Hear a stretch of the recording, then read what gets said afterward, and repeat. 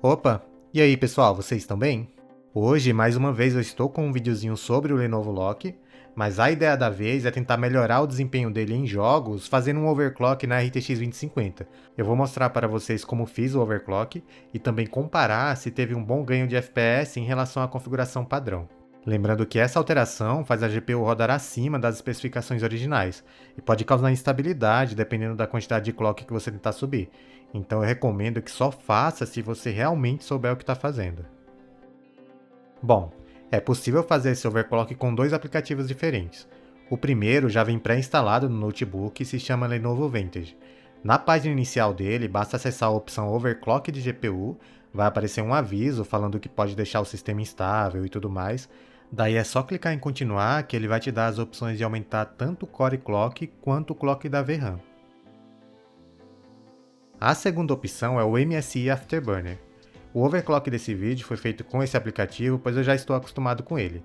Coloquei mais 240 MHz no Core Clock e 800 no Memory Clock. E antes que eu me esqueça, não recomendo copiar os números que coloquei aqui, pois cada chip é diferente do outro. Então pode ser que a RTX 2050 do seu Lenovo Lock não consiga subir tanto o clock quanto a minha conseguiu. Como ela por padrão opera com mais ou menos 1700 MHz no Boost Clock, começa colocando mais 100 e vai testando para ver se está tudo certo. Se tiver tudo certo, sobe de 15 em 15 até encontrar alguma instabilidade. Caso você esteja usando o próprio software da Lenovo e o notebook acabe frisando por conta desse overclock, reiniciando ele, você pode entrar na BIOS e ativar a opção para restaurar o clock original. Daí ele volta a ter aqueles 1700 MHz na placa de vídeo. Depois de tudo isso, será que esse overclock realmente faz alguma diferença? Então vamos lá testar nos jogos. Começando pelo Microsoft Flight Simulator, configurado em 1080p com os gráficos no alto e DLSS qualidade. Esse é um jogo bem pesado, que mesmo com o overclock não deu para pegar os 60 FPS, só se mudar a qualidade do alto para o médio ou ser mais agressivo com o DLSS, mas de qualquer maneira, o overclock deu um ganho razoável, saindo dos 48 FPS de média para 53, são mais 10% de desempenho. Vejam que até tem um pequeno aumento na temperatura da placa, pois querendo ou não, aumentando o clock dela, o consumo também vai aumentar, mas nesse caso foi tranquilo, pois a temperatura da 2050 continua super baixa.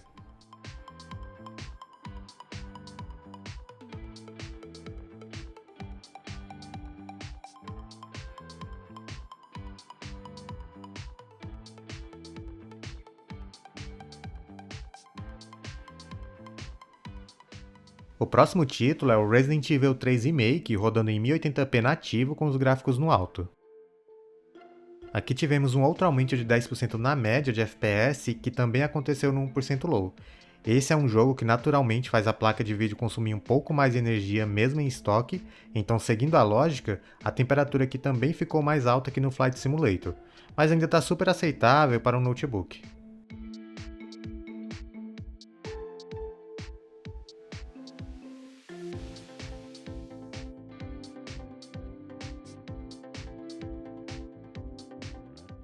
Comparei também no novo Black Myth Wukong, em 1080p com os gráficos no médio e DLSS qualidade. Aqui teve um aumento de 11% na média de FPS, algo que foi super bem-vindo, pois em alguns momentos do benchmark, o jogo sem o overclock cai abaixo dos 30 FPS, e esse boostzinho no clock que a gente fez foi o suficiente para deixar ele sempre acima disso.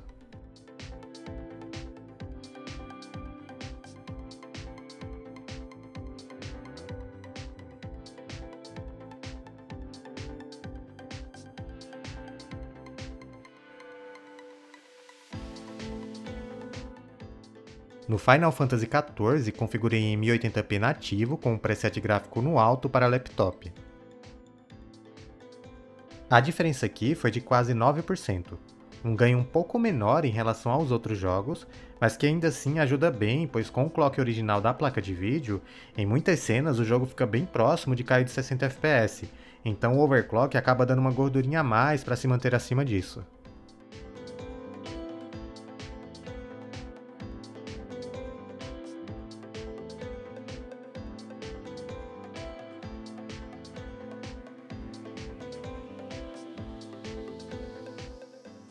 No Red Dead Redemption 2, testei em 1080p nativo com preset gráfico no equilibrado. Aqui nesse jogo, saímos de uma média de 65 FPS com a 2050 em estoque para 71 com o overclock, um ganho de mais ou menos 9%, que é similar à comparação que rolou no Final Fantasy. Rodando em estoque, o jogo já roda na maioria do tempo acima dos 60 FPS, mas com esse aumento no clock as quedas são bem menos frequentes, então acredito que está valendo a pena.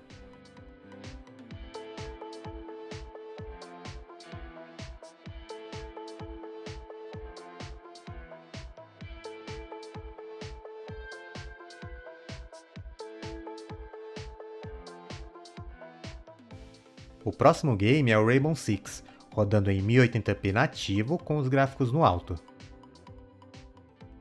Esse é o único jogo competitivo testado nesse vídeo, até porque ele é um dos poucos que tem um modo benchmark embutido para fazer uma comparação um pouco mais precisa. E curiosamente, é o título que mais deu desempenho com o overclock da 2050. Saímos de 120 para 138 FPS de média, uma diferença de 15% que também acontece no 1% low, que é muito importante para esse tipo de jogo.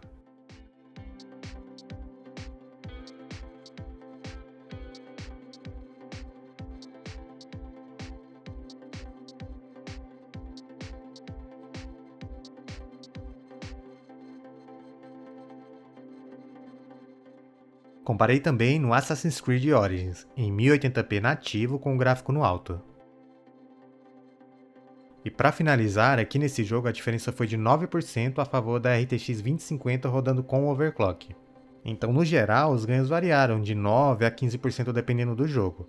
Acredito que até daria para tirar um pouquinho mais de desempenho se fosse possível aumentar o power limit dessa placa de vídeo, pois em alguns momentos dá para perceber que ela não consegue manter o overclock por conta de falta de energia.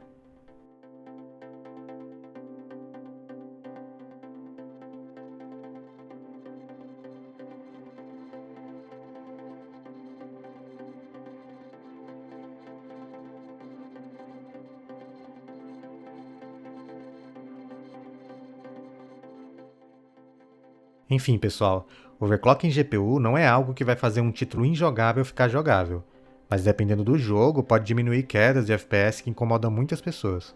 E como no meu caso a temperatura da placa continuou bem tranquila, eu com certeza vou usar o notebook dessa maneira.